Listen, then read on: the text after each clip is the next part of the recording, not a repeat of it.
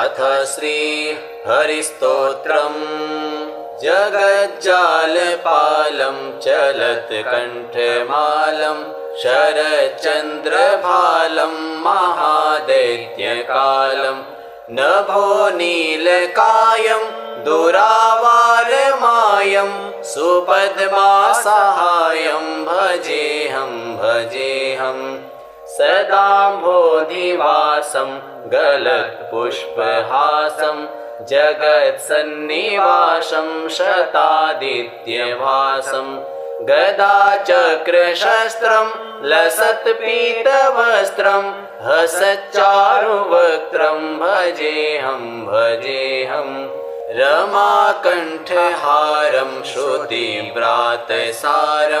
जलान्तर्विहारं धराभारहारं चिदानन्दरूपं मनोज्ञस्वरूपं धृतानेकरूपं भजेऽहं जराजन्महीनं परानन्दपीनं समाधानलीनं सदैवानवीनं जगज्जन्महेतुं सुरानीककेतुं त्रिलोकैकसेतुं भजेऽहं कृताम्नायगानं खगाधीशयानं विमुक्तेर्निदानं हरारातिमानं स्वभक्तानुकूलं जगद्वृक्षमूलं निरस्तार्थशूलं भजेऽहं समस्तामरेशं द्विरेफाभकेशं जगद्बिम्बलेशं हृदाकाशदेशं सदा दिव्यदेहं विमुक्ताखिलेऽहं सुवैकुण्ठगेहं भजेऽहं सुरालिबलिष्ठं त्रिलोकीवरिष्ठं गुरूणां गरिष्ठं स्वरूपैकनिष्ठं सदा युद्धधीरं महावीरवीरं महाबोधितीरं भजेऽहं रमावामभागं तलानग्रनागं कृताधीनयागं गतारागरागं मुनीन्द्रैः सुगीतं सुरैः सम्परीतं गुणौधैरधीतं भजेऽहं इदं यस्तु नित्यं समाधाय चित्तं पठेदष्टकं कण्ठहारं मुरारेः स विष्णोर्विशोकं ध्रुवं याति लोकं जराजन्मशोकं पुनर्विन्दते नो जगज्जालपालं चलत्कण्ठमालं शरच्चन्द्रभालं महादैत्यकालं नभो नीलकायं दुरावारमायं सुपद्मासहायं भजेऽहं सदाम्भोधिवासं गलत्पुष्पहासं जगत्सन्निवासं शतादित्यभासं गदाचक्रशस्त्रं लसत्पीतवस्त्रं हसच्चारुवक्त्रं भजेऽहं रमाकण्ठहारं श्रुतिव्रातसारं जलान्तर्विहारं धराभारहारं चिदानन्दरूपं मनोज्ञस्वरूपं धृतानेकरूपं भजेऽहं जराजन्महीनं परानन्दपीनं समाधानलीनं सदैवानवीनं जगज्जन्महेतुं सुरानीककेतुं त्रिलोकैकसेतुं भजेऽहं कृताम्नायगानं खगाधीशयानं विमुक्तेर्निदानं हरारातिमानं स्वभक्तानुकूलं जगद्वृक्षमूलं निरस्तार्थशूलं भजेऽहं समस्तामरेशं बलिष्ठं द्विरेफाभकेशं जगद्बिम्बलेशं हृदाकाशदेशं सदा दिव्यदेहं विमुक्ताखिलेहं सुवैकुण्ठगेहं भजेऽहं भजेऽहं सुरालिबलिष्ठं त्रिलोकीवरिष्ठं गुरूणां गरिष्ठं स्वरूपैकनिष्ठं सदा युद्धधीरं महावीरवीरं महाबोधितीरं भजेऽहं भजेऽहं रमावामभागं तलानग्रनागं कृताधीनयागं गतारागरागं मुनीन्द्रैः सुगीतं सुरैः सम्परीतं गुणौधैरधीतं भजेऽहं भजेऽहम् इदं यस्तु नित्यं समाधाय चित्तं पठेदष्टकं कण्ठहारं मुरारेः स विष्णोर्विशोकं ध्रुवं याति लोकं जराजन्मशोकं पुनर्विन्दते नो जगज्जालपालं चलत्कण्ठमालं शरच्चन्द्रभालं महादैत्यकालं नभो नीलकायं दुरावारमायं सुपद्मासहायं भजेऽहं भजेऽहं सदाम्भोधिवासं गलत्पुष्पहासं जगत्सन्निवासं शतादित्यवासं गदाचक्रशस्त्रं लसत्पीतवस्त्रं हसच्चारुवक्त्रं भजेऽहं भजेऽहं रमाकण्ठहारं श्रुतिव्रातसारं जलान्तर्विहारं धराभारहारं चिदानन्दरूपं मनोज्ञस्वरूपं धृतानेकरूपं भजेऽहं भजेऽहं जराजन्महीनं परानन्दपीनं समाधानलीनं सदैवानवीनं जगज्जन्महेतुं सुरानीककेतुं त्रिलोकैकसेतुं भजेऽहं भजेऽहं कृताम्नायगानं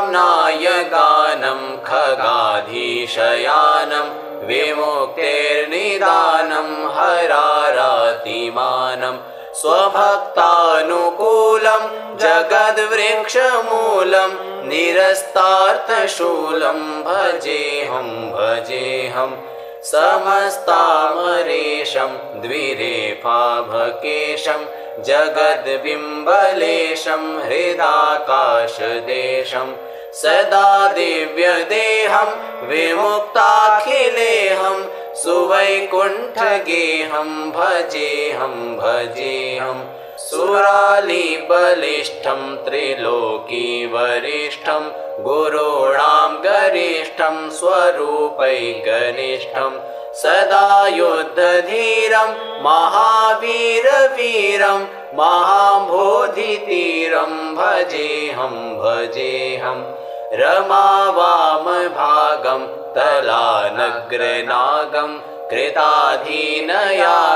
गतारागरागं मुनीन्द्रैः सुगीतं सुरैः सम्परीतं गुणौधैरधीतं भजेऽहं भजेऽहम्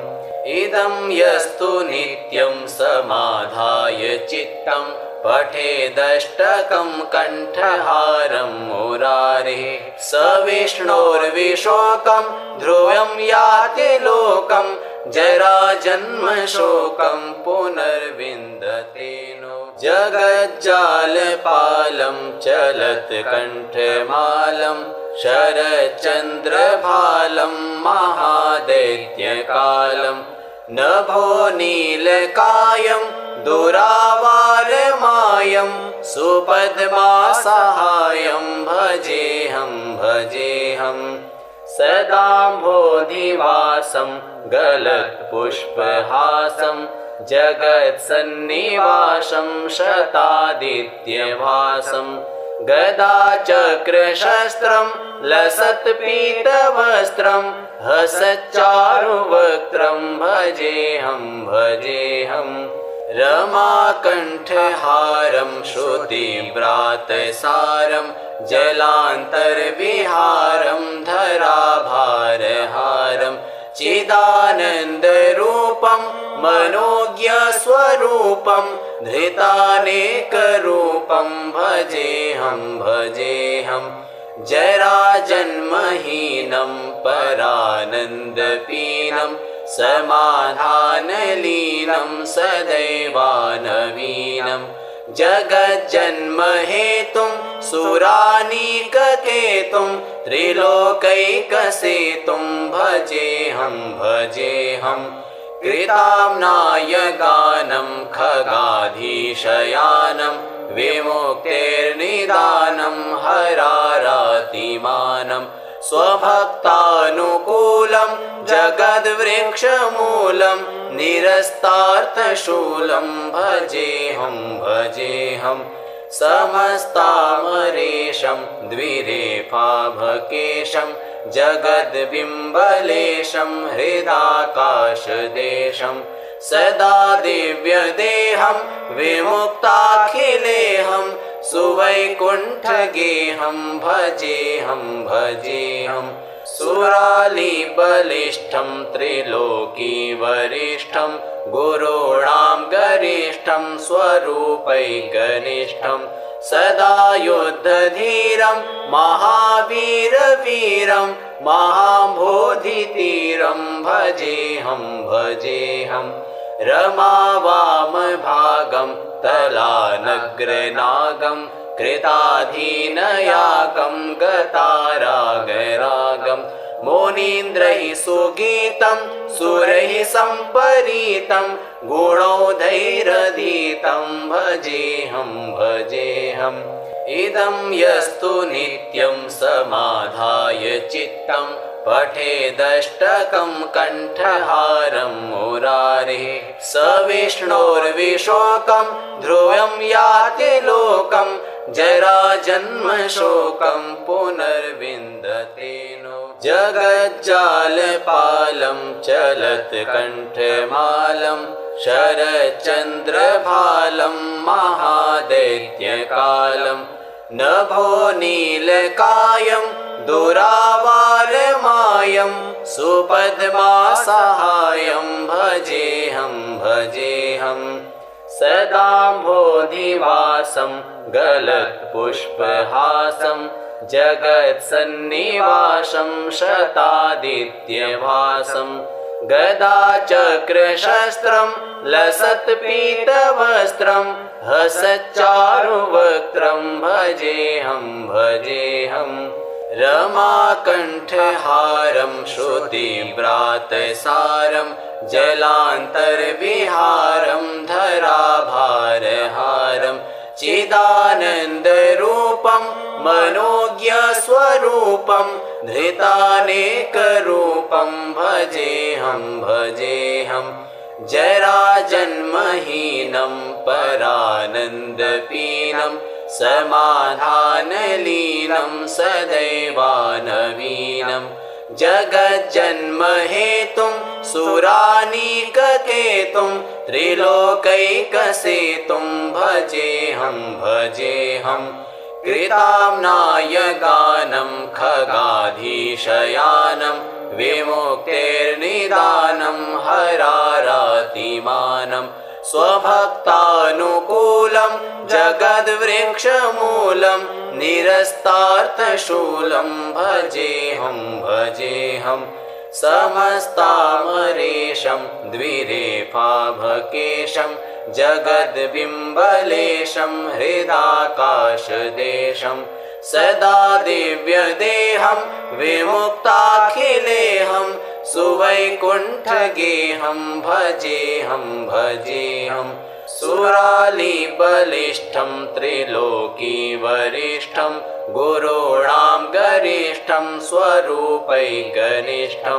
सदा युद्धधीरं महावीरवीरं महाबोधितीरं भजेऽहं भजेऽहं रमावामभागं तलानग्रनागं कृताधीनयागं गतारागरागं मुनीन्द्रैः सुगीतं सुरैः सम्परीतं गुणौधैरधीतं भजेऽहं भजेऽहम् इदं यस्तु नित्यं समाधाय चित्तं पठेदष्टकं कण्ठहारं मुरारेः स विष्णोर्विशोकं ध्रुवं याति लोकं जराजन्मशोकं पुनर्विन्दते नो जगज्जालपालं चलत्कण्ठमालं शरच्चन्द्रभालं महादैत्यकालं नभो नीलकायं दुरावारमायं सुपद्मासहायं भजेऽहं भजेऽहं सदाम्भोधिवासं गलत्पुष्पहासं जगत्सन्निवासं शतादित्यभासं गदाचक्रशस्त्रं लसत्पीतवस्त्रं हसच्चारुवक्त्रं भजेऽहं भजेऽहं रमाकण्ठहारं श्रुतिव्रातसारं जलान्तर्विहारं धराभारहारं चिदानन्दरूपं मनोज्ञस्वरूपं धृतानेकरूपं भजेऽहं भजेऽहं जराजन्महीनं परानन्दपीनं समाधानलीनं सदैवानवीनं जगज्जन्महेतुं सुरानीककेतुं त्रिलोकैकसेतुं भजेऽहं भजेऽहं कृताम्नायगानं खगाधीशयानं विमुक्तेर्निदानं हरारातिमानं स्वभक्तानुकूलं जगद्वृक्षमूलं निरस्तार्थशूलं भजेऽहं भजेऽहं समस्तामरेशं द्विरेफाभकेशं जगद्बिम्बलेशं हृदाकाशदेशं सदा दिव्यदेहं विमुक्ताखिलेऽहं सुवैकुण्ठगेहं भजेऽहं भजेऽहं सुरालिबलिष्ठं त्रिलोकीवरिष्ठं गुरूणां गरिष्ठं स्वरूपैकनिष्ठं सदा युद्धधीरं महावीरवीरं महाबोधितीरं भजेऽहं भजेऽहं रमावामभागं तलानग्रनागं कृताधीनयागं गतारागरागं मुनीन्द्रैः सुगीतं सुरैः सम्परीतं गुणौधैरधीतं भजेऽहं भजेऽहम् इदं यस्तु नित्यं समाधाय चित्तं पठेदष्टकं कण्ठहारं मुरारेः स विष्णोर्विशोकं ध्रुवं याति लोकं जराजन्मशोकं पुनर्विन्दते नो।